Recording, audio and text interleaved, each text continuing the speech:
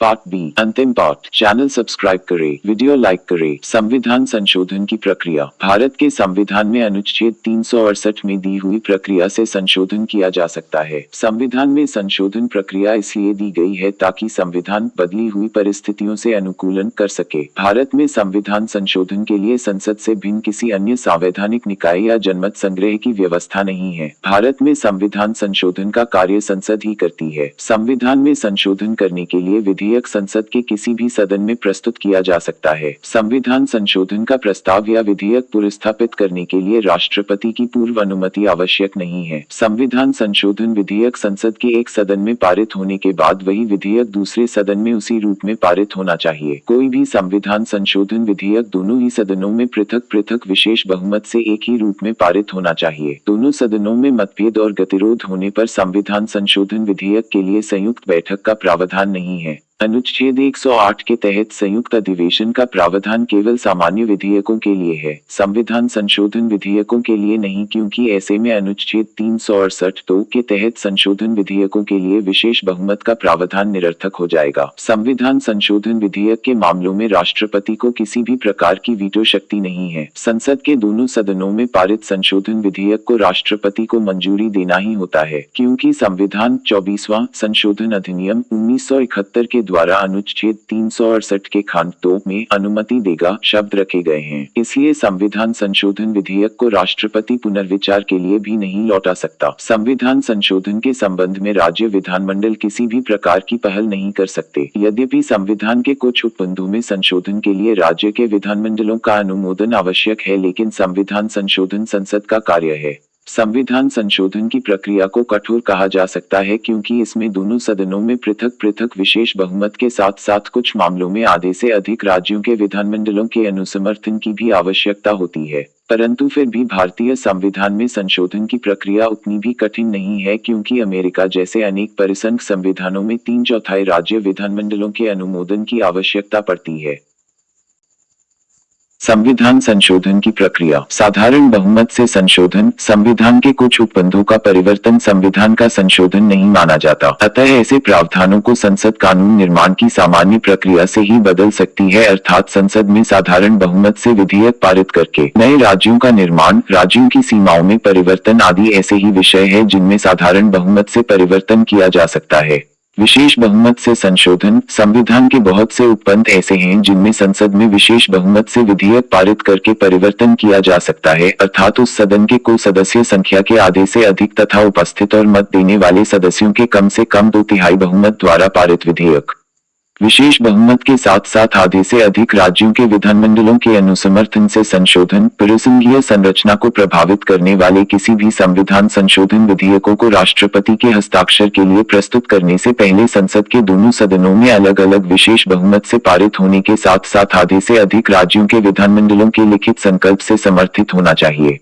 राष्ट्रपति के चुनाव की प्रक्रिया। अनुच्छेद 54, 55 संघ और राज्यों की कार्यपालिका शक्ति का विस्तार। अनुच्छेद 73, 162 उच्चतम और उच्च न्यायालय विधायी शक्तियों का वितरण। 7वीं अनुसूची संसद में राज्यों का प्रतिनिधित्व एवं स्वयं। अनुच्छेद 368 आदि उपबंध इसी रीति से संशोधित किए जा सकते हैं। महत्वपूर्ण संविधान संशोधन अधिनियम। पहला संविधान संशोधन अधिनियम 1951 संविधान में 9वीं अनुसूची को शामिल किया गया और अनुच्छेद 15,19,81,85,87,176, 361, 342, 372 और 376 को संशोधित किया गया। दूसरा संविधान संशोधन अधिनियम 1952 अनुच्छेद 81 को संशोधित करके लोकसभा के एक सदस्य के निर्वाचन के लिए 7/12 लाख मतदाताओं की सीमा निर्धारित की गई और लोकसभा के लिए सदस्यों की संख्या 500 निश्चित की गई। तीसरा संविधान संशोधन अधिनियम 1954 राज्य सूची के कुछ विषय समवर्ती सूची में शामिल किए गए। चौथा संविधान संशोधन अधिनियम 1955 संपत्ति के अधिकार संबंध अनुच्छेद 31 9वीं अनुसूची में तथा अनुच्छेद 305 को संशोधित किया गया।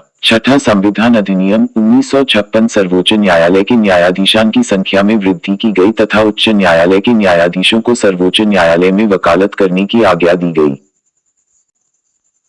सातवां संविधान संशोधन अधिनियम 1956 संविधान में व्यापक परिवर्तन किए गए। लोकसभा की रचना, प्रत्येक जनगणना के बाद पुनः समायोजन, नए उच्च न्यायालयों की स्थापना, उच्च न्यायालय के न्यायाधीशों आदि के संबंध में उपबंधों की व्यवस्था की गई। 9वां संविधान संशोधन अधिनियम 1960 केंद्र शासित प्रदेश के रूप में बेरोबारी, पश्चिम बंगाल की स्थापना की गई। 10वां संविधान संशोधन अधिनियम 1960 दादर और नागर हवेली के क्षेत्र को भारतीय क्षेत्र में सम्मिलित कर उसे केंद्र शासित प्रदेश में शामिल कर लिया गया। 12वां संविधान संशोधन अधिनियम 1962 गोवा, दमन और दीव को एक संघ शासित प्रदेश के रूप में संविधान की प्रथम अनुसूची में शामिल किया गया। 13वां संविधान संशोधन अधिनियम 1962 नागालैंड को भारतीय संघ के 16वें राज्य के रूप में मान्यता प्रदान की गई। 14वां संविधान संशोधन अधिनियम 1962 पांडिचेरी के नाम से केंद्र शासित प्रदेश बना दिया गया। लोकसभा में संघ शासित प्रदेशों के स्थानों की संख्या 20 से बढ़ाकर 25 कर दी गई। 15वां संविधान संशोधन अधिनियम 1963 उच्च न्यायालयों के न्यायाधीशों की सेवानिवृत्ति की आयु सीमा 60 से 62 वर्ष कर दी गई। 18वां संविधान संशोधन अधिनियम 1966 पंजाब का पुनर्गठन किया तथा हरियाणा नामक नया राज्य बनाया गया। यह प्रावधान किया गया कि राज्य शब्द में संघ शासित प्रदेश भी सम्मिलित होंगे। 19वां संविधान संशोधन अधिनियम 1966 यह व्यवस्था की गई कि संसद तथा विधानमंडलों के चुनावों से संबंधित विवादों की सुनवाई निर्वाचन आयोग के न्यायालय में होगी। इस संशोधन द्वारा निर्वाचन आयोग के कर्तव्यों को स्पष्ट किया गया। 21वां संविधान संशोधन अधिनियम 1967 सिंधी भाषा को 8वीं अनुसूची में शामिल किया गया। 22वां संविधान संशोधन अधिनियम 1969 असम राज्य के अंतर्गत मेघालय का सृजन किया गया। 26वां संविधान संशोधन अधिनियम 1971 भूतपूर्व रियासतों के शासकों के प्रिविलेज को समाप्त कर दिया गया। 31वां संविधान संशोधन अधिनियम 1973 लोकसभा में निर्वाचित सीटों की संख्या 525 से बढ़ाकर 545 कर दी गई। 34वां संविधान संशोधन अधिनियम 1974 विभिन्न राज्यों द्वारा पारित किए गए 20 भूमि सुधार कानूनों को संविधान की 9वीं अनुसूची में सम्मिलित करके उन्हें संरक्षण प्रदान किया गया। 33वां संविधान संशोधन अधिनियम 1974 सिक्किम को संयुक्त राज्य का दर्जा दिया गया। संविधान में 10वीं अनुसूची को शामिल किया गया। 36वां संविधान संशोधन अधिनियम 1975 सिक्किम को भारतीय संघ के 22वें राज्य के रूप में मान्यता प्रदान की गई। 39वां संविधान संशोधन अधिनियम 1975 राष्ट्रपति, उपराष्ट्रपति, प्रधानमंत्री और लोकसभा अध्यक्ष के निर्वाचन को न्यायिक समीक्षा के दायरे से बाहर कर दिया गया। 41वां संविधान संशोधन अधिनियम 1976 राज्य के लोक सेवा आयोगों के सदस्यों की सेवानिवृत्ति की आयु 60 से 62 वर्ष तथा संघ लोक सेवा आयोग के सदस्यों की सेवानिवृत्ति की आयु 65 वर्ष निश्चित की गई। 42वां संविधान संशोधन अधिनियम 1976 यह संविधान संशोधन अब तक किए गए संविधान संशोधनों में सबसे व्यापक संशोधन है। इसे लघु संविधान कहा गया है। यह संविधान संशोधन स्वर्ण सिंह समिति की सिफारिशों को लागू करने के लिए किया गया था। इस संशोधन के द्वारा संविधान की प्रस्तावना में प्रभुत्व संपन्न लोकतांत्रिक गणराज्य शब्दों के स्थान पर प्रभुत्व संपन्न समाजवादी, धर्मनिरपेक्ष, लोकतंत्रात्मक गणराज्य शब्द और राष्ट्र की एकता शब्दों के स्थान राष्ट्र की एकता और अखंडता शब्द रखे गए। इस अधिनियम के द्वारा लोकसभा और राज्य की विधानसभाओं का कार्यकाल 5 वर्ष कर दिया गया। इस अधिनियम द्वारा अनुच्छेद 356 को संशोधित करके किसी भी राज्य में राष्ट्रपति द्वारा प्रशासन की अवधि एक समय में 1 वर्ष से घटाकर 6 महीने कर दी गई। 44वां संविधान संशोधन 1978 संपत्ति के अधिकार को मूल अधिकार की जगह अब केवल कानूनी अधिकार बना दिया गया। 49वां संविधान संशोधन अधिनियम 1984 इस संशोधन द्वारा त्रिपुरा राज्य की स्वायत्तशासी जिला परिषद को संवैधानिक सुरक्षा प्रदान की गई तथा अनुच्छेद 244 एवं 5वीं एवं 6ठी अनुसूची में संशोधन किया गया। 51वां संविधान संशोधन अधिनियम 1984 इस संशोधन अधिनियम द्वारा अनुच्छेद 330 को संशोधित करके नागालैंड, मेघालय, अरुणाचल प्रदेश और मिजोरम की अनुसूचित जनजातियों के लिए संसद में तथा अनुच्छेद 332 में संशोधन करके नागालैंड और मेघालय की विधानसभाओं में स्थान आरक्षित किए गए। 52वां संविधान संशोधन अधिनियम 1985 इस संशोधन द्वारा अनुच्छेद 101, 102, 190, 191 का संशोधन किया गया। दल बदल कानून बनाकर संविधान की 10वीं अनुसूची जोड़ी गई। 53वां संविधान संशोधन अधिनियम 1986 मिजोरम को पूर्ण राज्य का दर्जा प्रदान किया गया। मिजोरम विधानसभा की न्यूनतम सदस्य संख्या 40 तय की गई। 55वां संविधान संशोधन अधिनियम 1986 Arunachal Pradesh north east frontier agency नेफा का पूर्ण राज्य का दर्जा प्रदान किया गया। 56वां संविधान संशोधन अधिनियम 1987 गोवा को पूर्ण राज्य का दर्जा प्रदान करके दमन और दीव को पृथक केंद्र शासित प्रदेश के रूप में स्थापित कर दिया गया। इस संशोधन द्वारा गोवा राज्य की विधानसभा में 30 सदस्यों की संख्या को निर्धारित किया गया। 59वां संविधान संशोधन अधिनियम 1988 अनुच्छेद 356 का संशोधन करके यह नियम बनाया गया कि आपात की अवधि 6 महीने करके 3 वर्ष तक बढ़ाई जा सकती है। 61वां संविधान संशोधन अधिनियम 1989 अनुच्छेद 326 में संशोधन करके मताधिकार की आयु 21 वर्ष से घटाकर 18 वर्ष कर दी गई। 65वां संविधान संशोधन अधिनियम 1990 अनुच्छेद 338 को संशोधित करके अनुसूचित जातियों तथा अनुसूचित जनजातियों के लिए राष्ट्रीय आयोग की स्थापना की गई। 66वां संविधान संशोधन अधिनियम 1990 भूमि सुधार से संबंधित राज्य सरकारों के कानूनों को संविधान की 9वीं अनुसूची में सम्मिलित करके न्यायिक समीक्षा के क्षेत्र से बाहर कर दिया गया। 69वां संविधान संशोधन अधिनियम 1991 दिल्ली संघ राज्य क्षेत्र के लिए विधानसभा और मंत्रिपरिषद का प्रावधान किया गया और केंद्र शासित प्रदेशो68 की तुलना में इसे विशेष दर्जा प्रदान कर दिया गया। 70वां संविधान संशोधन अधिनियम 1992 इस अधिनियम द्वारा अनुच्छेद 54 और 368 को संशोधित करके दिल्ली और पौंडीचेरी संघ राज्य क्षेत्रों की विधानसभाओं के सदस्यों को राष्ट्रपति के निर्वाचन के लिए निर्मित निर्वाचक मंडल में शामिल कर लिया गया। 71वां संविधान संशोधन अधिनियम 1992 संविधान की 8वीं अनुसूची में कोंकणी, मणिपुरी और नेपाली भाषा को शामिल कर लिया गया। 73वां संविधान संशोधन अधिनियम 1992 संविधान में एक नया भाग ऋण 9 तथा 11वीं अनुसूची को जोड़ा गया। पंचायती राज व्यवस्था को संवैधानिक दर्जा प्रदान कर दिया गया। इस अधिनियम में पंचायतों के गठन, संरचना, निर्वाचन, सदस्यों की अर्हताएं, पंचायतों के अधिकार एवं शक्तियों तथा उत्तरदायित्वों का प्रावधान है। 74वां संविधान संशोधन अधिनियम 1992 संविधान संशोधन द्वारा संविधान में एक नया भाग 9A तथा 12वीं अनुसूची जोड़ी गई थी। नगरीय स्वायत्त संस्थाओं को संवैधानिक दर्जा दिया गया। इस अधिनियम के अधीन नगर पालिकाओं की संरचना, गठन, सदस्यों की योग्यता, निर्वाचन, नगर पंचायतों के अधिकार एवं शक्तियों तथा उत्तरदायित्वों के संबंध में उपबंध स्थापित किए गए। 81वां संविधान संशोधन अधिनियम 2000 इस संविधान संशोधन अधिनियम के माध्यम से यह नियम बनाया गया कि सर्वोच्च न्यायालय द्वारा निर्धारित की गई 50% आरक्षण सीमा का बढ़ाया जा सकेगा। अब सरकार अनुसूचित जाति एवं जनजातियों के लिए आरक्षित रिक्त पदों को भरने के लिए 50% से ज्यादा आरक्षण की व्यवस्था कर सकेगी। 89वां संविधान संशोधन अधिनियम 2003 इस संविधान संशोधन अधिनियम द्वारा राष्ट्रीय अनुसूचित जाति एवं अनुसूचित जनजाति आयोग का 2 भागों में विभाजन कर दिया गया। अब इनके नाम क्रमशः राष्ट्रीय अनुसूचित जाति आयोग अनुच्छेद 338 एवं राष्ट्रीय अनुसूचित जनजाति आयोग अनुच्छेद 338 होंगे। 51वां संविधान संशोधन अधिनियम 2003 इस संविधान संशोधन अधिनियम द्वारा मंत्रिपरिषद के आकार को निश्चित कर दिया गया।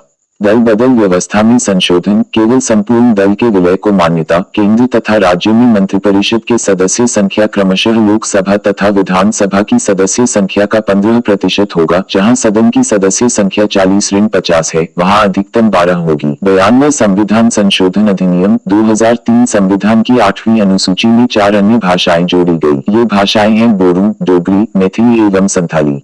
93वां संविधान संशोधन अधिनियम 2005 राज्यों को विशेष एवं पिछड़े वर्गों, अनुसूचित जातियों एवं अनुसूचित जनजातियों के लिए शैक्षणिक संस्थानों में आरक्षण करने हेतु विशेष प्रावधान करने की शक्ति प्रदान की गई। 94वां संविधान संशोधन अधिनियम 2006 बिहार को एक जनजातीय मंत्री की नियुक्ति करने की बाध्यता से मुक्त करते हुए इस प्रावधान को अब झारखंड एवं छत्तीसगढ़ के लिए भी लागू कर दिया गया। इन राज्यों के साथ ही एवं उड़ीसा में अनुच्छेद 164 प्रभावी हो गया। 100वां संविधान संशोधन 2015 को भारत और बांग्लादेश के बीच हुई भू सीमा संधि के लिए 100वां संशोधन किया गया। दोनों देशों ने आपसी सहमति से कुछ भूभागों का आदान प्रदान किया। समझौते के तहत बांग्लादेश से भारत में शामिल लोगों को भारतीय नागरिकता भी दी गई। 108वां संविधान संशोधन विधेयक 2008 इसके अंतर्गत लोकसभा व राज्य विधानसभाओं में महिलाओं के लिए 33% आरक्षण का प्रावधान है। 110वां संविधान संशोधन विधेयक 2010 स्थानीय निकायों में महिलाओं महिलाओं के लिए 50% आरक्षण का प्रावधान। 111वां संविधान संशोधन सहकारी संस्थाओं के नियमित चुनाव और उनमें आरक्षण। 112वां संविधान संशोधन नगर निकायों में महिलाओं के 33% के स्थान पर 50% आरक्षण का प्रावधान। 113वां संविधान संशोधन 8वीं अनुसूची में उड़िया भाषा के स्थान पर ओडिया किया जाना। 114वां संविधान संशोधन उच्च न्यायालयों में जजों की सेवानिवृत्ति आयु 62 वर्ष से बढ़ाकर 65 वर्ष किया जाना। 119वां संविधान संशोधन बांग्लादेश में स्थापित 111 भारतीय अंतःक्षेत्र शिविरों को अब बांग्लादेश को सौंपा जाएगा तथा भारत के बंगाल, असम, त्रिपुरा एवं मेघालय में बसे 51 बांग्लादेशी अंतःक्षेत्र शिविरों को भारत को सौंपा जाएगा।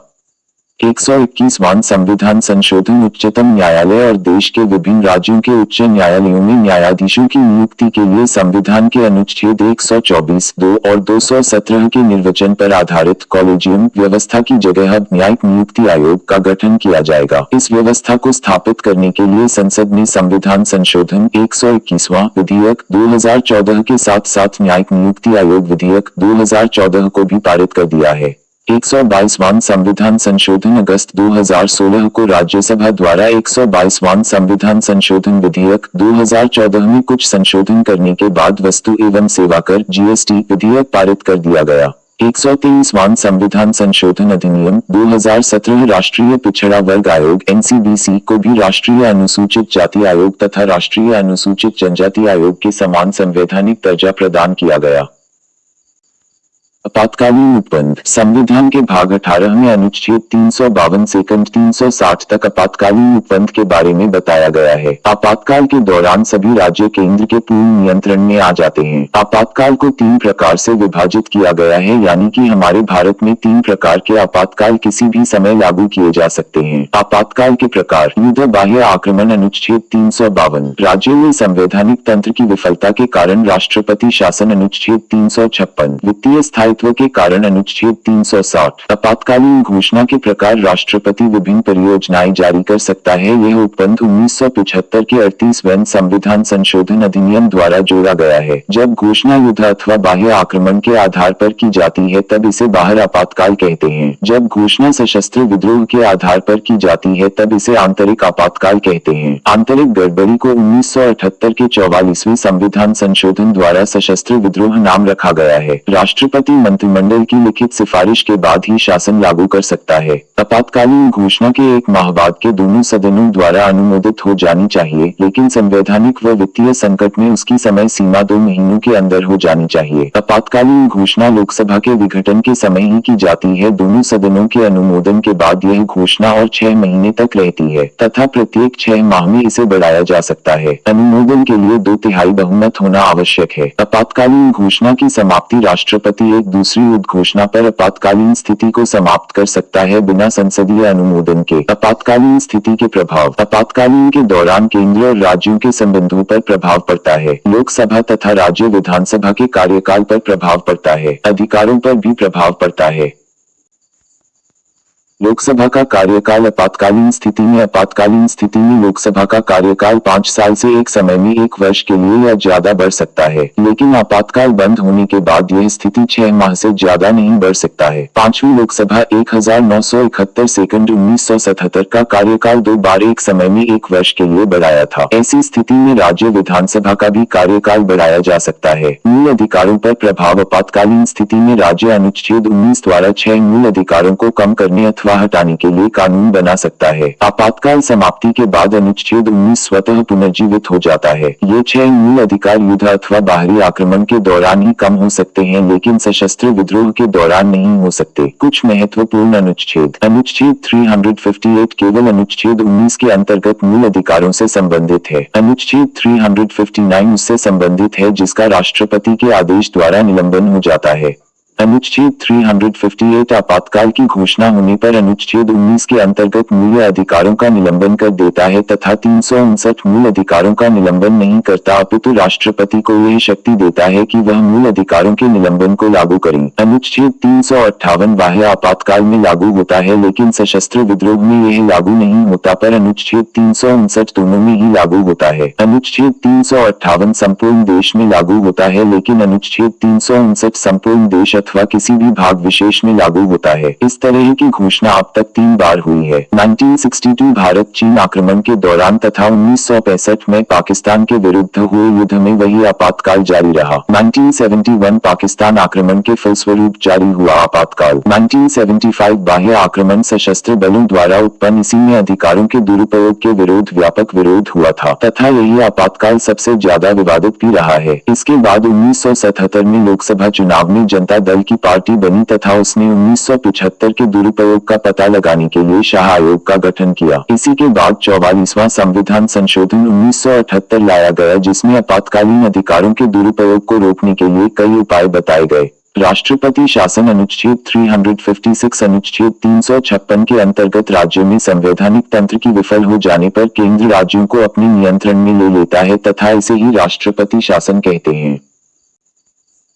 राष्ट्रपति शासन की समय अवधि राष्ट्रपति शासन घोषणा के 2 महीने के भीतर यह दोनों सदनों द्वारा अनुमोदित हो जानी चाहिए। इस परिस्थिति में राष्ट्रपति शासन 6 माह तक चलता है तथा इसे 3 वर्ष की अवधि के लिए संसद की स्वीकृति से प्रत्येक 6 माह में बढ़ाया जा सकता है। राष्ट्रपति शासन के परिणाम राष्ट्रपति राज्य सरकार के सारे कार्य अपने हाथों में ले लेता है तथा उसे अन्य कार्यकारी अधिकारियों की शक्ति प्राप्त हो जाती है। इस समय में राष्ट्रपति मुख्यमंत्री के नेतृत्व वाली मंत्रिपरिषद को भंग कर देता है तथा राज्य का राज्यपाल राष्ट्रपति के नाम पर राज्य चलाता है। इस दौरान किसी भी प्राधिकारी द्वारा बनाया गया कानून राशन के पश्चात भी प्रभाव में रहता है। राष्ट्रपति को इस स्थिति में उच्च न्यायालय की शक्तियां प्राप्त हो जाती है। अनुच्छेद 356 का प्रयोग 1950 सेकंड अब तक लगभग 100 सेकंड अधिक बार राष्ट्रपति शासन लागू हो चुका है तथा अनुच्छेद 356 संविधान का सबसे विवादास्पद एवं आलोचनात्मक बन गया है। सर्वप्रथम राष्ट्रपति शासन पंजाब में 1951 में लागू हुआ था। 1988 में नागालैंड, 1989 में कर्नाटक तथा 1991 में मेघालय में राष्ट्रपति शासन को वैध नहीं ठहराया था। संविधान का मृत पत्र अनुच्छेद 356 को माना गया है। वित्तीय आपातकाल अनुच्छेद 360 अनुमोदन व समय अवधि वित्तीय आपातकाल को घोषित तिथि के 2 माह के भीतर संसद की स्वीकृति मिलना अनिवार्य है। यदि वित्तीय घोषणा के दौरान लोकसभा विघटित हो जाए तो यह घोषणा पुनर्गठित लोकसभा की प्रथम बैठक के बाद 30 दिनों तक प्रभावी रहेगी। अब तक वित्तीय संकट एक भी बार घोषित नहीं हुआ है, लेकिन 1991 में वित्तीय संकट आया था। राष्ट्रपति शासन सबसे ज्यादा केरल राज्य 9 सेकंड ज्यादा बार में लागू हुआ है। आपातकालीन संबंधित महत्वपूर्ण अनुच्छेद 352 आपातकाल की घोषणा, 353 आपातकाल लागू होने के प्रभाव, 354 आपातकाल की घोषणा जारी रहते राजस्व के वितरण से संबंधित प्रावधानों का लागू होना, 355 राज्यों की बाहरी आक्रमण तथा आंतरिक सुरक्षा संबंधी संघ के कर्तव्य, 356 राज्यों में संवैधानिक तंत्र की विफलता की स्थिति संबंधी प्रावधान, 357 to 356 की जारी घोषणा के बाद विधायी शक्तियों का प्रयोग, 358 आपातकाल में अनुच्छेद 19 के प्रावधानों का अध्ययन, 359 आपातकाल में भाग 3 में प्रदत्त अधिकारों को लागू करना, स्थगित, 360 वित्तीय आपातकाल संबंधी प्रावधान।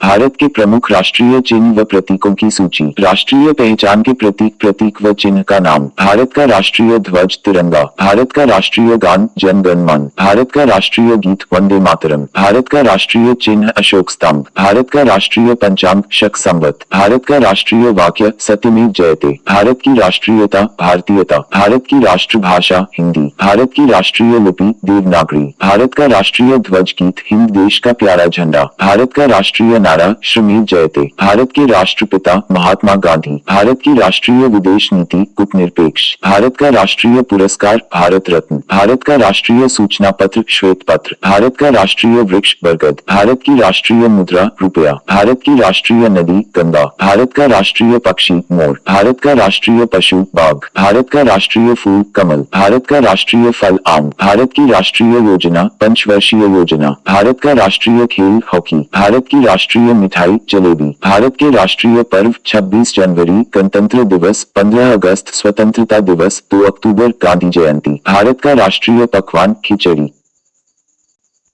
भारत में पंचायती राज। भारत में ब्रिटिश काल 1880 सेकंड 1884 के मध्य लॉर्ड रिपन का कार्यकाल पंचायती राज का स्वर्ण काल माना जाता है। इसने स्थायी निकायों को बढ़ाने का प्रावधान किया। स्वतंत्रता के बाद भारतीय संविधान के भाग 4 में आर्टिकल 40 में ग्राम पंचायतों के गठन और उन्होंने शक्तियां का उल्लेख किया गया है, लेकिन इसको संवैधानिक दर्जा नहीं मिला।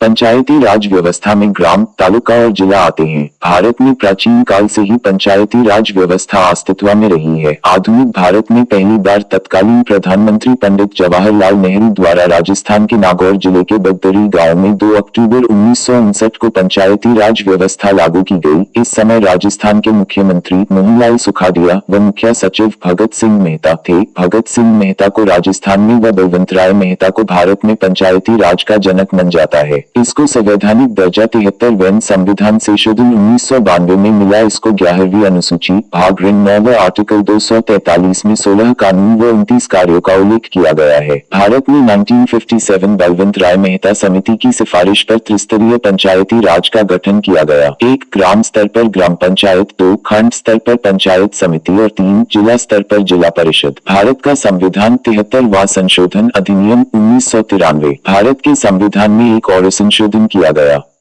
संविधान के अनुच्छेद 40 में सुरक्षित किए गए राज्यों की नीति निर्देशक सिद्धांतों में से एक में यह कहा गया है कि राज्यों को ग्राम पंचायतों का गठन करने और उन्हें वे सभी अधिकार प्रदान करने के लिए कदम उठाने चाहिए जो उन्हें एक स्वायत्तशासी सरकार की इकाइयों के रूप में काम करने के लिए आवश्यक है। इसका उद्देश्य अन्य चीजों के अलावा एक गांव में अथवा गांवों के समूह में ग्राम सभा स्थापित करना, गांव के स्तर पर तथा अन्य स्तरों पर पंचायतों का गठन करना, गांव और उसके बीच के स्तर पर पंचायतों की सभी सीटों के लिए सीधे चुनाव करना, ऐसे स्तरों पर पंचायतों के यदि सरपंच हैं तो उनका चुनाव कराना, पंचायतों में सदस्यता के लिए और सभी स्तरों पर पंचायत के पदाधिकारियों के चुनाव के लिए जनसंख्या के आधार पर अनुसूचित जाति और जनजातियों के लिए सीटों का आरक्षण, महिलाओं के लिए कम से कम 1/3 सीटों का आरक्षण, पंचायतों के लिए 5 साल की कार्यावधि तय करना और यदि कोई पंचायत भंग हो जाती है तो 6 महीने के भीतर उसका चुनाव कराने की व्यवस्था करना है। भारत का संविधान 74वां संशोधन अधिनियम 1993। भारत के संविधान में एक और संशोधन किया गया। अनेक राज्यों के विभिन्न कारणों से स्थानीय निकाय कमजोर और बेअसर हो गए हैं। इनमें नियमित चुनाव न होना, लंबे समय तक भंग रहना और कर्तव्यों तथा अधिकारों का समुचित हस्तांतरण न होना शामिल है। इसके परिणाम स्वरूप शहरी स्थानीय निकाय एक स्वायत्तशासी सरकार की जीवंत लोकतांत्रिक इकाई के रूप में कार्य से कम नहीं कर पा रहे हैं। इन खामियों को देखते हुए संविधान में पालिकाओं के संबंध में एक नया भाग 9 शामिल किया गया है ताकि अन्य चीजों के अलावा निम्नलिखित प्रावधान किए जा सकें। 3 तरह की पालिकाओं का गठन, जैसे कि ग्रामीण से शहरी क्षेत्र में परिवर्तित हो रहे क्षेत्रों के लिए नगर पंचायतों, छोटे शहरी क्षेत्रों के लिए नगर परिषदें और बड़े शहरी क्षेत्रों के लिए नगर निगम।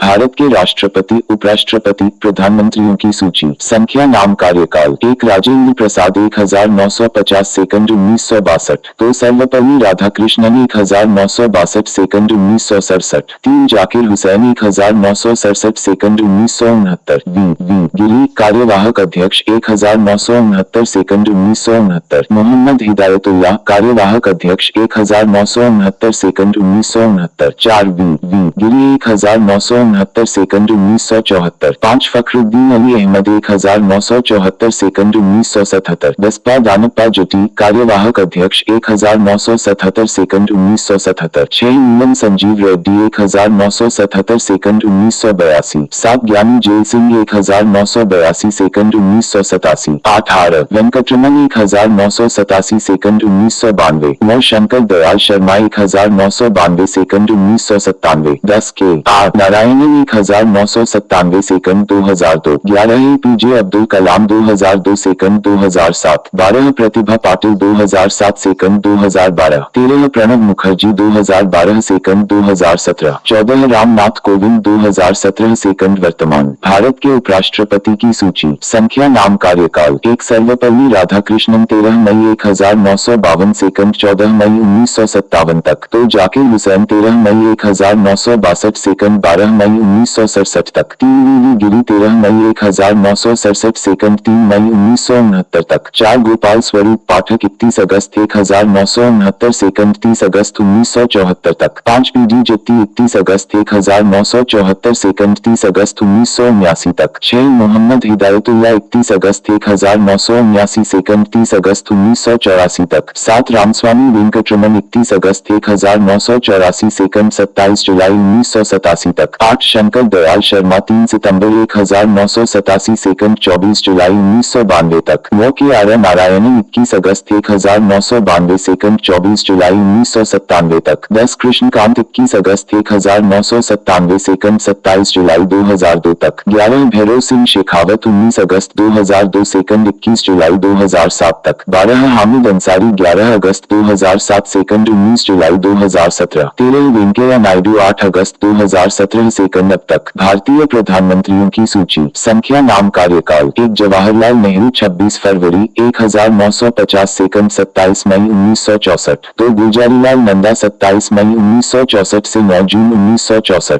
3 लाल बहादुर शास्त्री 9 जून 1964 से 11 जनवरी 1966। 4 गुलजारी लाल नंदा कार्यवाहक 11 जनवरी 1966 से 24 जनवरी 1966। 5 श्रीमती इंदिरा गांधी 24 जनवरी 1966 से 24 मार्च 1977। 6 मोरारजी देसाई 24 मार्च 1977 से 28 जुलाई 1979। 7 चरण सिंह चौधरी 28 जुलाई 1979 से 14 जनवरी 1980। 8 श्रीमती इंदिरा गांधी 14 जनवरी 1980 से 31 अक्टूबर 1984। व राजीव गांधी 31 अक्टूबर 1984 से 1 दिसंबर 1989। 10 विश्वनाथ प्रताप सिंह 01 दिसंबर 1989 सेकंड 10 नवंबर 1990। 11 चंद्रशेखर सिंह 10 नवंबर 1990 सेकंड 21 जून 1991। 12 पी वी नरसिंह राव 21 जून 1991 से 16 मई 1996। 13 अटल बिहारी वाजपेयी 16 मई 1996 से 1 जून 1996। 14 एच डी देवेगौड़ा 1 जून 1996 से 21 अप्रैल 1997। 15 इंद्र कुमार गुजराल 21 अप्रैल 1997 से 19 मार्च 1998। 16 अटल बिहारी वाजपेयी 19 मार्च 1998 से 22 मई 2004। 17 डॉ मनमोहन सिंह 22 मई 2004 से 26 मई 2014। 18 नरेंद्र मोदी 26 मई 2014 से अब तक। भारत के उप प्रधानमंत्रीगण की सूची। भारत के उप प्रधानमंत्री का पद तकनीकी रूप से एक संवैधानिक पद नहीं है, न ही संविधान में इसका कोई उल्लेख है, परंतु ऐतिहासिक रूप से अनेक अवसरों पर विभिन्न सरकारों ने अपने किसी एक वरिष्ठ मंत्री को उप प्रधानमंत्री निर्दिष्ट किया है। इस पद को भरने की कोई संवैधानिक अनिवार्यता नहीं है, न ही यह पद किसी प्रकार की विशेष शक्तियां प्रदान करता है। आमतौर पर वित्त मंत्री या रक्षा मंत्री जैसे वरिष्ठ कैबिनेट मंत्रियों को इस पद पर स्थापित किया जाता है, जिन्हें प्रधानमंत्री के बाद सबसे वरिष्ठ माना जाता है। अमूमन इस पद का उपयोग गठबंधन सरकारों में मजबूती लाने हेतु किया जाता रहा है। इस पद के पहले धारक सरदार वल्लभ भाई पटेल थे, जो कि जवाहरलाल नेहरू की कैबिनेट में गृह मंत्री थे। कई अवसरों पर ऐसा होता रहा है कि प्रधानमंत्री की अनुपस्थिति में उप प्रधानमंत्री संसद या अन्य स्थानों पर उनके स्थान पर सरकार का प्रतिनिधित्व करते हैं एवं कैबिनेट की बैठकों की अध्यक्षता कर सकते हैं। संख्या नाम कार्यकाल। 1 सरदार पटेल 15 अगस्त 1947 सेकंड 15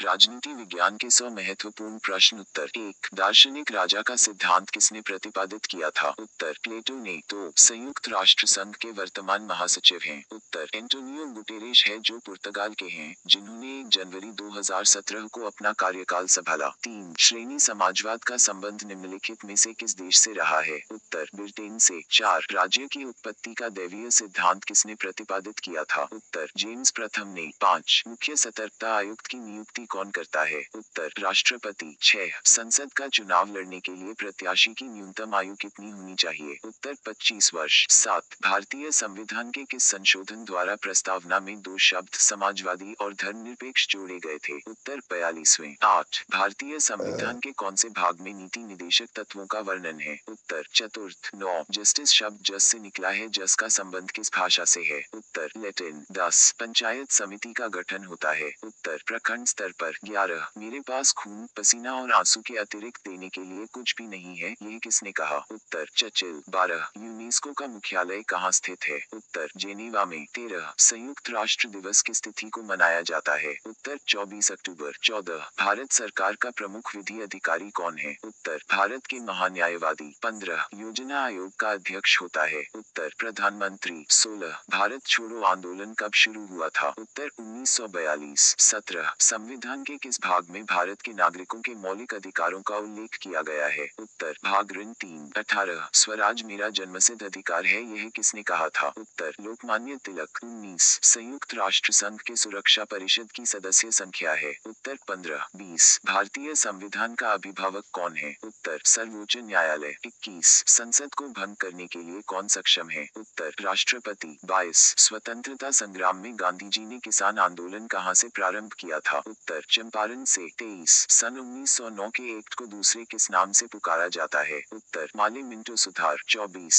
भारत सरकार का संवैधानिक अध्यक्ष कौन है? उत्तर राष्ट्रपति। 25 42वें संशोधन द्वारा संविधान के किस अनुच्छेद में मौलिक कर्तव्यों को जोड़ा गया है? उत्तर अनुच्छेद ऋण 51। 26 भारत की संविधान सभा किसके अनुसार गठित की गई? उत्तर कैबिनेट मिशन योजना। 27 अतिरिक्त मूल्य के सिद्धांत का प्रतिपादन किया था? उत्तर कार्ल मार्क्स ने। 28 रॉलेट एक्ट किस वर्ष में पारित हुआ था? उत्तर 1919। 29 संविधान सभा का प्रथम अधिवेशन कहाँ हुआ था? उत्तर दिल्ली में। 30 वर्तमान में भारतीय संविधान के कुल कितने भाग है? उत्तर 22।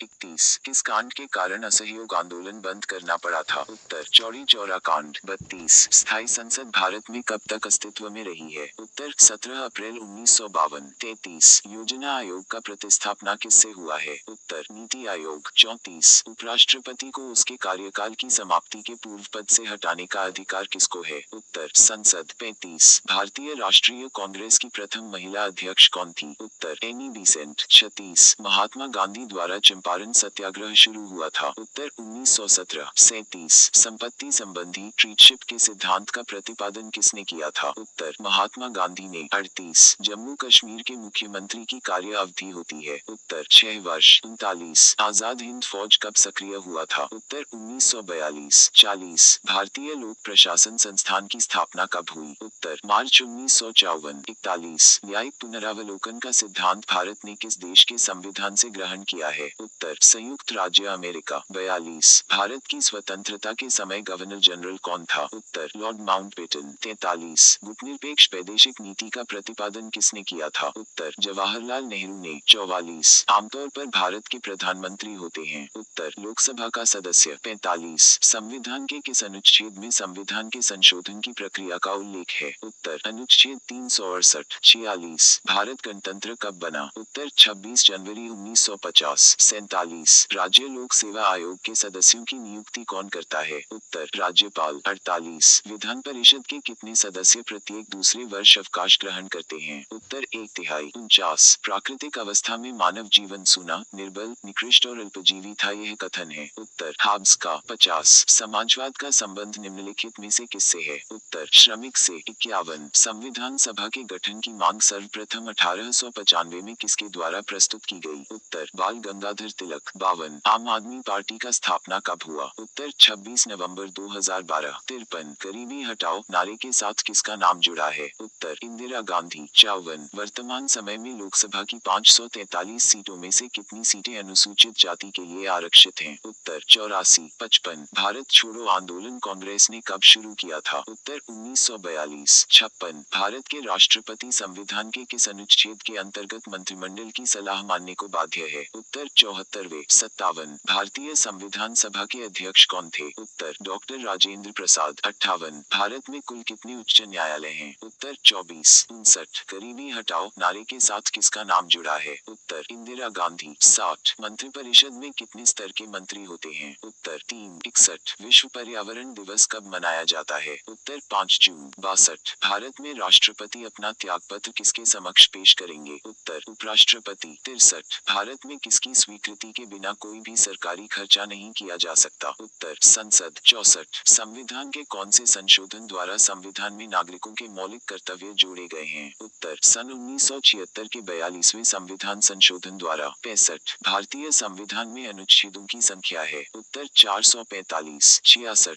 संविधान के किस भाग में मूल अधिकार का उल्लेख मिलता है? उत्तर भाग 3। 67 किन राज्यों में साझा उच्च न्यायालय है? उत्तर महाराष्ट्र व गोवा। 68 योजना आयोग का अध्यक्ष होता है? उत्तर प्रधानमंत्री। 69 कोई वित्तीय बिल प्रस्तावित हो सकता है? उत्तर केवल लोकसभा में। 70 6 वर्ष की आयु से 14 वर्ष की आयु के बीच के सभी बच्चों को शिक्षा का अधिकार है? उत्तर मूल अधिकार। 71 भारत का ग्रैंड ओल्ड मैन किसे कहा जाता है? उत्तर दादा भाई नौरोजी। 72 महात्मा गांधी जी के असहयोग आंदोलन के दौरान किसने अपनी वकालत छोड़ दी? उत्तर मोतीलाल नेहरू। 73 मौलिक अधिकार संविधान के किस भाग में वर्णित है? उत्तर भाग 3। 74 कांग्रेस के संस्थापक कौन थे? उत्तर ए ओ ह्यूम। 75 प्रथम राष्ट्रीय आपातकाल की उद्घोषणा के समय देश के राष्ट्रपति कौन थे? उत्तर डॉ एस राधाकृष्णन। 76 राज्य अच्छे मार्ग में बाधाओं की बाधा है यह कथन है? उत्तर टी.एच. ग्रीन का। 77 भारतीय संविधान निर्मात्री परिषद की प्रथम बैठक हुई थी? उत्तर 9 दिसंबर 1946 को। 78 गांधी जी ने सर्वप्रथम भारत में सत्याग्रह का प्रयोग कहाँ किया? उत्तर चंपारण में। 79 भारतीय राष्ट्रीय कांग्रेस का प्रथम अध्यक्ष कौन था? उत्तर डब्ल्यू.सी. बनर्जी। 80 भारतीय संविधान में स्वतंत्रता का अधिकार किस अनुच्छेद में वर्णित किया गया है? उत्तर अनुच्छेद 19। 81 भारतीय सेनाओं का सर्वोच्च सेनापति होता है? उत्तर राष्ट्रपति। 82 संविधान सभा ने भारत के संविधान को कब स्वीकृत किया था? उत्तर 26 नवंबर 1949। 83 भारत के पहले राष्ट्रपति के रूप में डॉ राजेंद्र प्रसाद का चुनाव किया गया था? उत्तर संविधान सभा द्वारा। 84 सीमांत गांधी के नाम से कौन जाने जाते हैं? उत्तर खान अब्दुल गफ्फार खान। 85 विश्व का सबसे बड़ा लिखित एवं सर्वाधिक व्यापक संविधान किस देश का है? उत्तर भारत। 86 भारत का संविधान बनने में कितना समय लगा था? उत्तर 2 वर्ष 11 माह 18 दिन। 87 संविधान सभा का प्रथम अधिवेशन कहाँ हुआ था? उत्तर दिल्ली में। 88 राज्य के नीति निर्देशक तत्व किस देश के संविधान के आधार पर निर्मित किए गए हैं? उत्तर आयरलैंड। 89 राजनीतिक शब्दावली में शून्यकाल का अर्थ है? उत्तर प्रश्न उत्तर सत्र। 90 राज्यसभा की बैठकों का सभापतित्व कौन करता है? उत्तर उपराष्ट्रपति। 91 संघीय कार्यपालिका उत्तरदायी होती है? उत्तर लोकसभा के प्रति। 92 उच्च न्यायालय के न्यायाधीशों की नियुक्ति करते हैं? उत्तर राष्ट्रपति। 93 राष्ट्रपति किसकी सलाह पर किसी राज्य के राज्यपाल की नियुक्ति करते हैं? उत्तर प्रधानमंत्री। 94 भारत में कार्यपालिका का अध्यक्ष कौन होता है? उत्तर राष्ट्रपति। 95 राज्यसभा का सभापति कौन होता है? उत्तर उपराष्ट्रपति। 96 जहाँ कानून नहीं वहाँ स्वतंत्रता भी नहीं होती यह कथन किसका है? उत्तर लॉक का। 97 अंतर्राष्ट्रीय न्यायालय कहाँ स्थित है? उत्तर हेग में। 98 किसी क्षेत्र को अनुसूचित जाति और जनजाति क्षेत्र घोषित करने का अधिकार किसे है? उत्तर राष्ट्रपति को। 99 किस संवैधानिक संशोधन अधिनियम द्वारा गोवा को राज्य का दर्जा प्रदान किया गया? उत्तर 56वां। 100 फूट डालो और राज करो की नीति अपनाई थी? उत्तर लॉर्ड कर्जन। आज के वीडियो में बस इतना ही, मिलते हैं नेक्स्ट वीडियो में। चैनल सब्सक्राइब करें, वीडियो लाइक करें, दोस्तों के साथ शेयर करें। धन्यवाद।